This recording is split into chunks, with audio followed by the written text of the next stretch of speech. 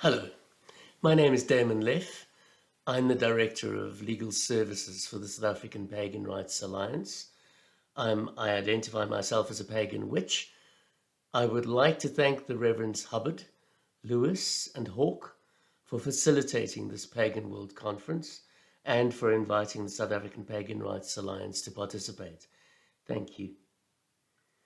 I have titled today's presentation Witchcraft and Religious Rights Advocacy, a legal review of South Africa's 1957 Witchcraft Suppression Act, 2007 to 2025.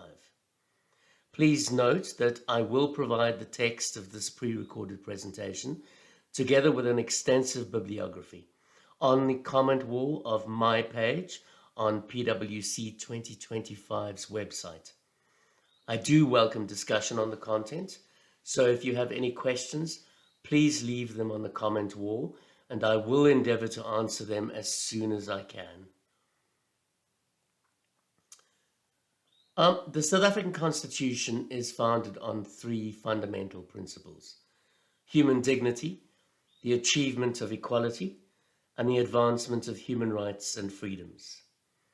In its 1997 judgment, in the case of President of the Republic of South Africa and another, v. Hugo, the Constitutional Court confirmed that all human beings must be accorded equal dignity and respect, regardless of their membership to any particular class or group of persons. Differentiation or discrimination between persons on one or more specific grounds which infringes on a person's fundamental human dignity amounts to unfair discrimination. Contemporary occultists and pagans in South Africa remain largely marginalized religious minorities in a largely Christonormative society that avoids, wherever possible, any attempt to engage in constructive religious pluralism. Occultists, Satanists, pagans, and witches are not invited to participate in any interfaith dialogue or initiative on matters of common mutual interest. This aversion to embracing religious pluralism is a product of both an historical, cultural, and religious acculturation of bias, and the consequence of prejudicial media narratives promoted against non-Christian belief systems for many years. It should be noted at the outset that historically only witchcraft has been subjected to legal prohibition in this country, and that there is no existing South African law against the practice of occultism, Satanism, or any other pagan religion. I will therefore briefly explore how cultural, religious, and legal acculturation of bias against witchcraft constitutes unfair discrimination that infringes on the fundamental human dignity of South Africans who identify as witches. South African law has had a long and troubled relationship with witchcraft. Prior to the introduction of colonial Roman Dutch law in South Africa, customary traditional courts had already developed several quasi-legal mechanisms with which to deal with accusations of witchcraft. The practice of witchcraft was often punished by death. Conflicts blamed on witchcraft were mediated where they could. Persons were compensated for false accusations of witchcraft brought against them, and husbands were granted divorces when their wives were pointed out as witches by diviners. It is important to note here that in customary indigenous culture, religion and law, witchcraft is not and was not recognized as a valid belief system or religion to which people might voluntarily ascribe, and consequently anyone suspected or accused of being a witch was and is condemned to suffer the prejudice of judgment and communal punishment. Dutch administration of justice in South Africa refused to entertain charges of witchcraft largely, and the practice of alleged witchcraft was not punished by Dutch magistrates as it was by English. Under English law, accusing someone of witchcraft was treated as a serious offence, and those who killed alleged witches were tried for murder. English statutes banning witch doctors and witchcraft accusations were first passed in territories annexed to the Cape Colony in 1879. The earliest legislation targeting witchcraft beliefs include the Cape of Good Hope Act of 1886, the Black Territories Penal Code of 1895, the Witchcraft Suppression Act of 1895, the Natal Law of 1891, and the Transvaal Ordinance of 1904. With the enactment of the Witchcraft Suppression Act of 1957, which unified existing colonial laws, customary law regarding witchcraft was effectively outlawed, even if still practiced covertly. The Witchcraft Suppression Act not only makes it an offence to accuse someone of witchcraft, but it also makes it an offence to pretend to profess a knowledge of how to practice witchcraft. South African courts, when dealing with charges of professing knowledge of witchcraft, have historically avoided giving any credence to any claim of actually being a witch. The Witchcraft Suppression Act prosecutes pretended witchcraft as fraud and not as a harmful practice or act. Conveniently for both the law and our criminal courts, the South African Suppression Act does not define witchcraft. In practice, this means that the term witchcraft can theoretically be used to define any act that reputes to rely on a supernatural agency, other, of course, than the supernatural agency of a god. I have argued repeatedly that the legal differentiation between magic and religion by our courts would now amount to unfair discrimination by the court on the listed grounds of religion, conscience, and belief in Section 9.3 of our Constitution. No court should assume to judge the validity, influence, or efficacy of any belief in alleged supernatural agency, whether for magic or religion, simply because a belief in any supernatural agency can neither be proven nor disproven through admissible evidence in a court of law. Post-Constitution, and in a 2005 case, Minister of Home Affairs in another v. Fourie and another, the Constitutional Court affirmed that both the religious beliefs held by a majority of South Africans, as well as beliefs held by minority faiths and non-believers, must be equally respected by our courts. In National Coalition for Gay and Lesbian Equality v. Minister of Justice, the court held that religious beliefs, and including the absence of such beliefs, cannot influence what the Constitution dictates with regard to protecting the right to freedom of belief. In Christian Education South Africa and Minister of Education, the court asserted that the right of an individual to act in accordance with his or her beliefs is fundamental to a person's right to human dignity. In the case of S.V. Lawrence Negal Solberg, the Constitutional Court described the essence of the right to freedom of religion as 1. The right to entertain such beliefs as a person chooses, the right to declare beliefs openly and without fear of hindrance or reprisal, and 3. The right to manifest beliefs through worship, practice, teaching, and dissemination. In the dissenting judgment in the case of Lawrence, Judge O'Regan remarked, I quote, "By endorsing a particular faith as a direct and sectarian source of values for legislation binding on the whole nation, the state exceeds the competence granted to it by the Constitution. Even if there is no compulsory requirement to observe or not to observe a particular religious practice, the effect is to divide the nation into insiders who belong and outsiders who are tolerated. This is impermissible in the multi-faith heterodox society contemplated by our Constitution." End quote. As a tolerated outsider, a pagan witch, I have to agree with now retired Justice O'Regan. Considering the significance of these Constitutional Court judgments on the importance of the right to freedom of conscience, religion, and belief, for the right to dignity of a person choosing to hold a belief about occult supernatural agency, the efficacy of magic or witchcraft, we must avoid accepting that any form of expressed prejudicial bias, whether by the state or by an individual, against minority faiths should be excused. Expressed religious and cultural bias against occultists, Satanists, witches, and pagans amounts to unfair discrimination and should never be tolerated. Section 9.2 of the South African Constitution provides that true equality must include, quote, "the full and equal enjoyment of all rights and freedoms," end quote, guaranteed by the Bill of Rights. For South African witches, one final hurdle remains to our achievement of true equality. that is, the repeal of the 1957 Witchcraft Suppression Act. In practice, the Witchcraft Suppression Act legally entrenches automatic bias against witches and witchcraft, especially in disputes regarding employment, divorce, child custody, and it automatically prejudices our right to freedom of expression in the public sphere. After all, the Act says witchcraft can be a crime and witches can be criminals.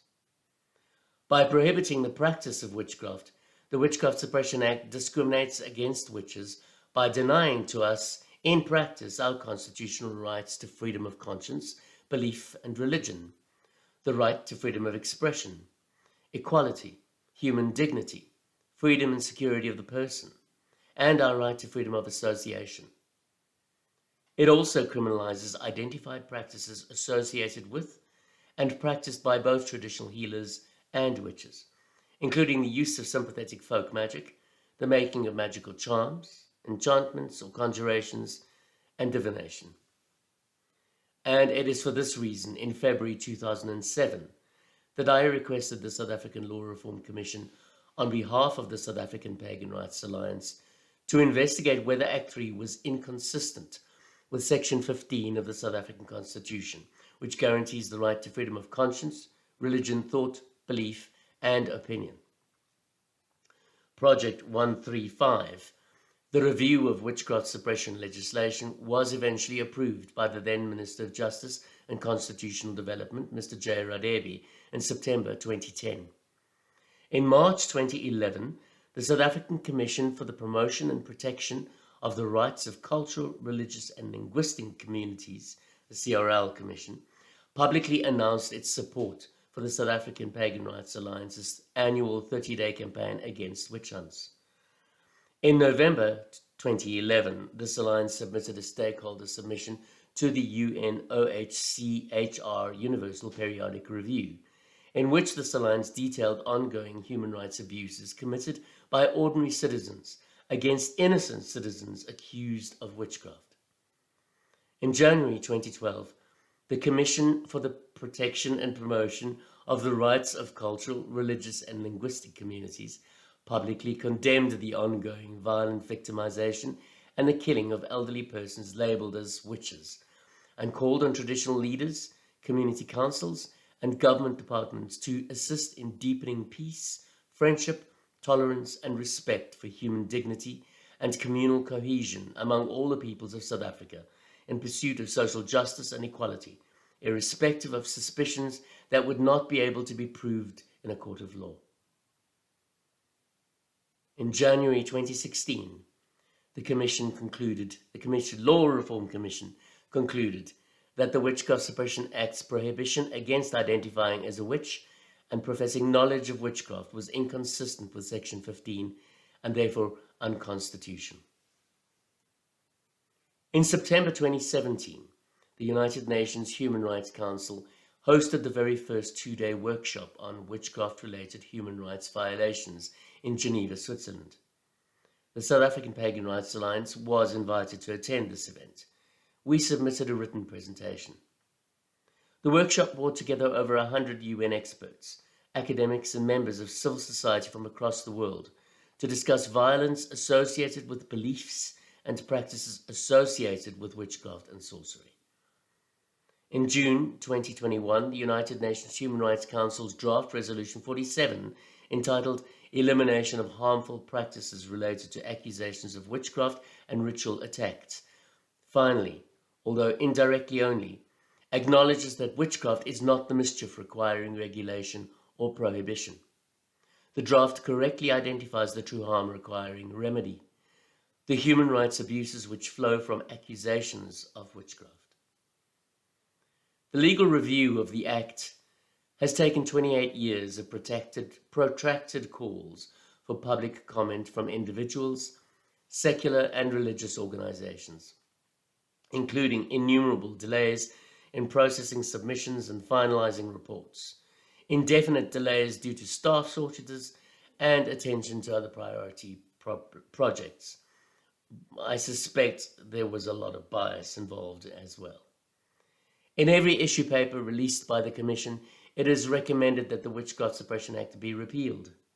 and in every round of public comment, appeals to retain or redraft the current Act have delayed the resolution of the review process. Whilst it is apparent that the Commission does support the repeal of Act 3, it has been requested to consider the drafting of a, quote, prohibition of harmful witchcraft practices bill to replace the Witchcraft Suppression Act. It must be noted here that the Commission is not empowered by the legislature to draft new legislation. In an attempt to appease critics, it exceeds its delegated mandate by doing so. Also, by claiming as it does that there is overwhelming evidence of harmful witchcraft practices requiring regulation and prohibition, the Commission relies only on submitted anecdotal allegations arising from repeated historical, cultural, and religious bias against witchcraft, without providing any actual evidence for the generalized allegations against, as yet, unidentified witches and witchcraft. The current draft bill defines harmful witchcraft practices as invoking a claim to the ability to use non-natural or supernatural means, whether that involves the use of physical elements or not, to threaten or to cause 1. Death or injury or disease or disability to any person, or 2. Destruction or loss or damage or property of any kind, or 3. Severe psychological distress or terror. This definition fails to meet any established legal burden of proof standard. The Commission unwittingly proposes, at the insistence of written submissions, that our court should begin to consider hearing circumstantial allegations of threats of supernatural harm, which can never be proven, committed by practitioners of witchcraft unnamed, by claimants who believe that their own misfortunes are caused by unprovable supernatural means. The Commission is also inviting, according to the bill, essentially fraudulent claims of harm. The bill requires complainants to prove unprovable allegations with evidence or face prosecution themselves. Makers of supernatural claims therefore have an inescapable and impossible burden of proof. The proposed prohibition of harmful witchcraft practices bill amounts to indirect bias against witches and will result in direct prejudice against witches and witchcraft if the Commission recommends that it be adopted by Parliament. African lawmakers may still incline toward believing that witchcraft remains a dangerous and nefarious practice.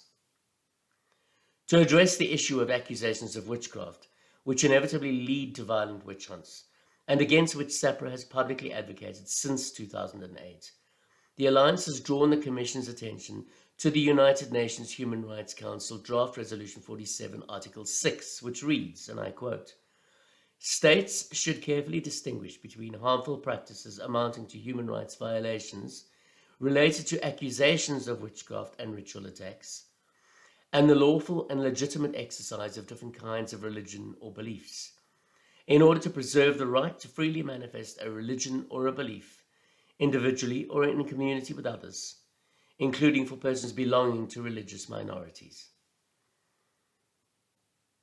In the case S.V. Lawrence, the Constitutional Court Justice Albie Sachs wrote, "One of the functions of the Constitution is precisely to protect the fundamental rights of non-majoritarian groups, who might well be tiny in number and hold beliefs considered bizarre by the ordinary faithful. In constitutional terms, the quality of belief cannot be dependent on the number of its adherents, nor on how widespread or reduced the acceptance of its ideas might be, nor in principle should it matter how the slight an intrusion by the state is.